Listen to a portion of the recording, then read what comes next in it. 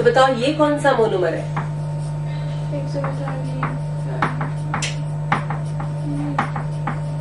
क्या ये caproic acid है? तो नायलॉन 6 वाला ही तो था। और अब इन दोनों में भी कंडेंसेशन हो जाए तो क्या बन जाएगा? नायलॉन 2,6। क्या बना सकते हो nylon 2,6? Make the polymer unit for nylon 2,6।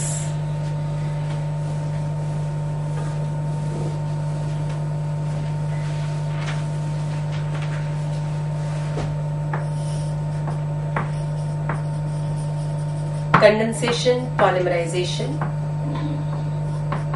We get CH2CONH, CH2 5 times CO, यहाँ से OH हटा दो और यहाँ पे NH रख के एक H हटा लो और फिर N टाइम्स कर दो। ये बन गया नायलॉन 2,6।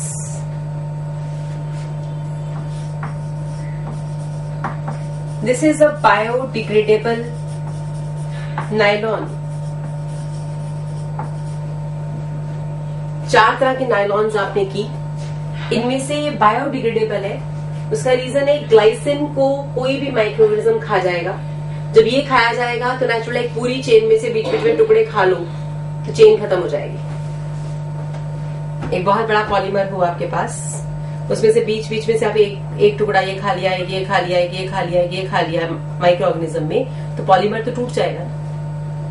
तो ये बायोडिग्रेडेशन हो जाती है इसकी, जबकि बाकी नायलॉन्स बायोडिग्रेडेबल नहीं होते। तो nylon 2,6 is biodegradable. With this we are finished with nylons.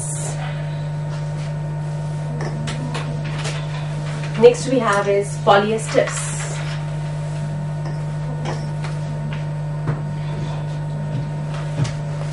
Next heading is पॉलिएस्टर्स।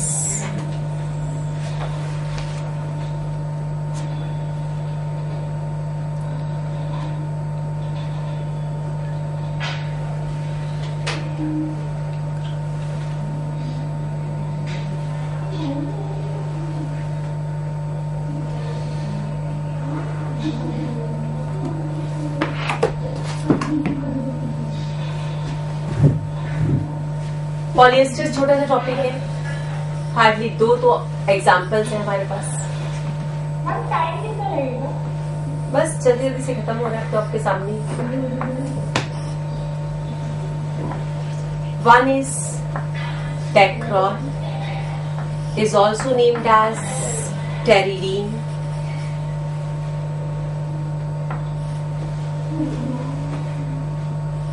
Formed by monomers are ethylene glycol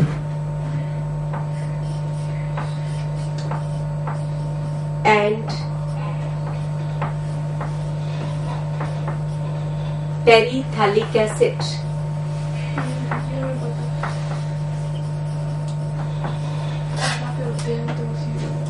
So we have glycol and terephthalic acid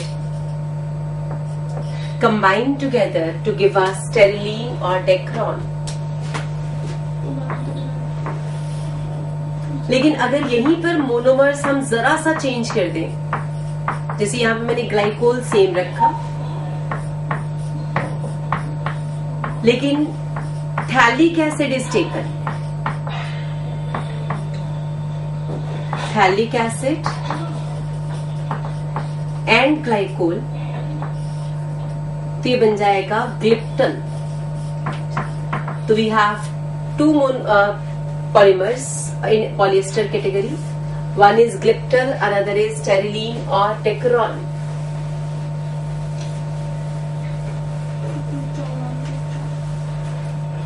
पॉलिएस्टर्स बनाने के बाद टेक्निक देख लो।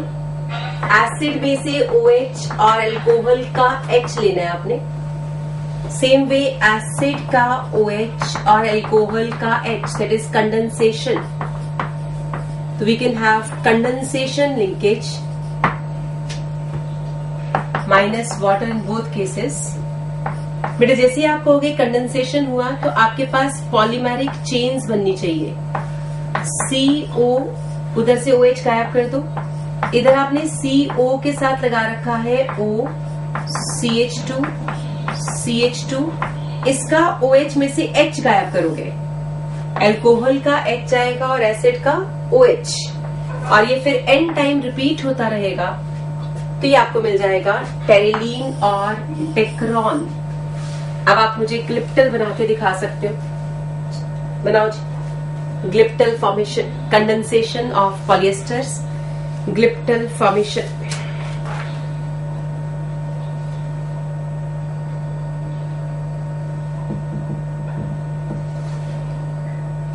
इससे आसान चैप्टर मेरे ख्याल से कोई है ही नहीं।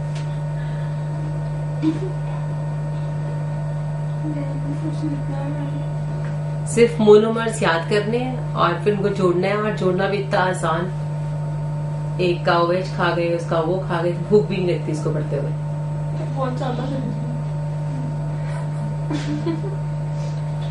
शायद भूख तो नहीं लग रही बेटे? थोड़े से पॉलीमर्स खा लो, वैसे भी लगे।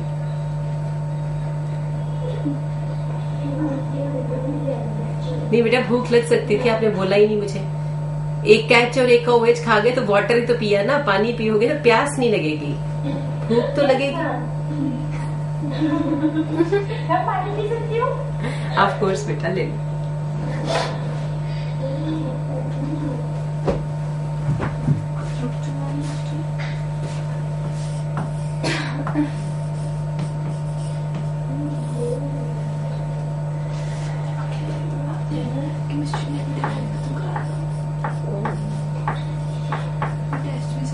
डिस्कस करना मैं फ्रंटियर गेम की तरह भाग रही हूँ, मुझे कौन सी ट्रेन थी? शांति एक्सप्रेस। मैं सर नहीं था ना, कैसे? हाँ जी बेटा, ऐसे ही बनाया आपने। जैसे एक एसिड का O ले लिया था और OH ये मैंने ज्वाइन कर लिया, दूसरे एसिड का भी OH यहां से हटा के ब्रैकेट लगा के आप n टाइम्स रिपीट कर दोगे। ठीक, that is glyptal formation. But glyptal के ऊपर यहाँ पे लिखोगे this is also named as alkyd resin. हालांकि ये देखा जाए तो रेजिन नहीं है, रेजिन कैटेगरी कुछ और थी, फिनोल फॉर्मेल्डिहाइड, मेलामाइन फॉर्मेल्डिहाइड, लेकिन ये होता रेजिनस सा है, क्योंकि सिमेट्री नहीं है ना, उसमें तो सिमेट्री है पैरा पोजीशन की वजह से, यहाँ पे ऑर्थो पोजीशन की वजह से सिमेट्री नहीं है, तो ये कुछ हद तक रेजिनस सा होता है, लंपी लंपी सा, जैसे स्लरी सी हो, तो इसलिए इसको भी रेजिन कहा जाता है, alkyd resin. This is a resin because of its properties, otherwise resin कुछ और होता है। ठीक है, we are finish with polyesters, next we have is resins.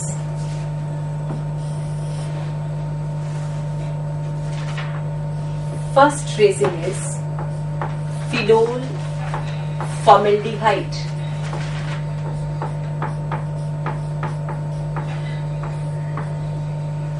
यानी इसके जो मोनोमर्स हैं वो दो हैं। First is phenol formaldehyde resin.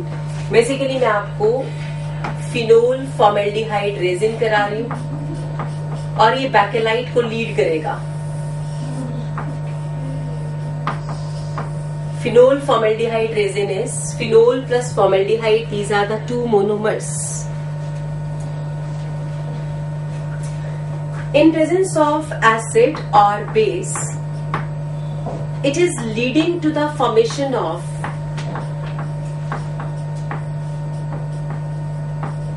CH2OH on benzene, ortho and para product. यानी इसकी जो बिगिनिंग है वो ऐसे है, सर आप देखो यहाँ पे CH2 O और H, CH2OH बेंजीन पे लग जाएगा, CH2OH एट ऑर्थो पोजिशन और CH2OH एट पैरा पोजिशन। इस इक्वेशन को बोलते हैं लेडरर मैनीज रिएक्शन। ये फिनोल की इंपॉर्टेंट प्रॉपर्टी है, अगर देखा जाए तो ये फिनोल की रिएक्शन है। इलेक्ट्रोफिलिक सब्स्टिट्यूशन है, क्योंकि बेंजीन के ऊपर आप किसी की रिएक्शन करा रहे हो, तो ये कौन सी हुई? Electrophilic substitution on benzene. Phenol में आप इलेक्ट्रोफिलिक सब्स्टिट्यूशन कर रहे थे। अब ये जो आपके पास बन चुका है, this is going to polymerise. जो बना है वो क्या है? फिनोल के ऊपर CH2OH का अटैचमेंट। हम कहेंगे this is going to combine with another molecule and going for condensation. तो यहां से वाटर निकल जाएगा और ये आपने कंडेंसेशन बिगिन कर दिया। तो फिनोल फॉर्मेल्डिहाइड रेजिन में we are getting condensation between benzene and CH2OH। इसमें फिनोल कभी पार्टिसिपेट नहीं करेगा, ये ध्यान रखना। फिनोल का H और बेंजीन का OH ऐसा कुछ नहीं निकाल के आ जाना। इसमें CH2OH बेंजीन के साथ जुड़ता चला जाएगा। अगर ये लीनियर चेन पॉलीमर बना, इफ लीनियर कंडेंसेशन, तो ये बनेगा नोवोलैक। अगर लीनियर पॉलीमर बना तो नोवोलैक, और अगर यही पॉलीमराइजेशन 3 डायमेंशनल हो गई तो ये बैकेलाइट बन जाएगा। तो आप कह सकते हो this phenol with CH2OH n times if 3-dimensional condensation, 3-dimensional polymerization, तो ये बन जाएगा बैकेलाइट। तो Bakelite is 3-dimensional condensation polymer of phenol formaldehyde।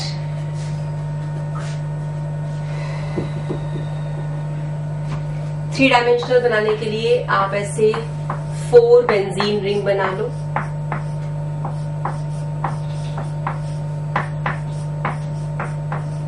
Her benzene ring को CH2 के साथ इसके साथ ज्वाइन करते चलो।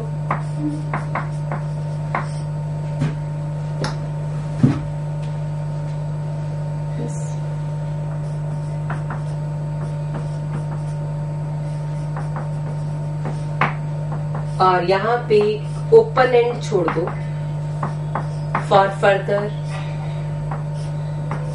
पॉलीमराइजेशन। ये चलता रहेगा and so on. There is phenol formaldehyde resin called Bakelite. ये यूज किया जाता है इलेक्ट्रिक स्विच बनाने के काम आता है। Very bad conductor of electricity, therefore is used to make electrical instruments. बिजली के स्विच वगैरह इसी के बने होते हैं।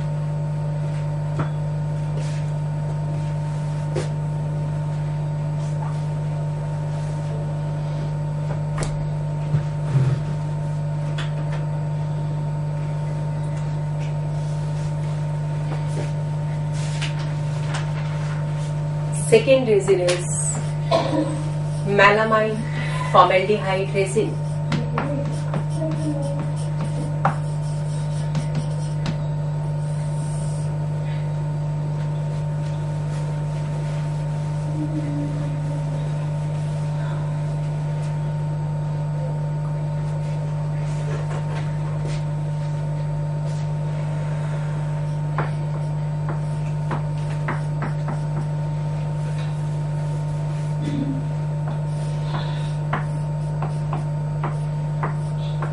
मेलामाइन का स्ट्रक्चर सीख लो, फॉर्मेल्डिहाइड तो आपको आता है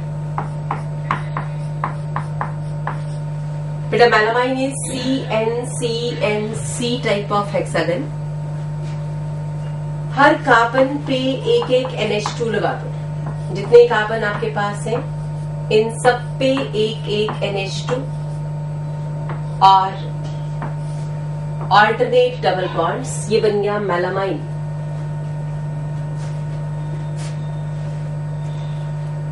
So this is structure of melamine।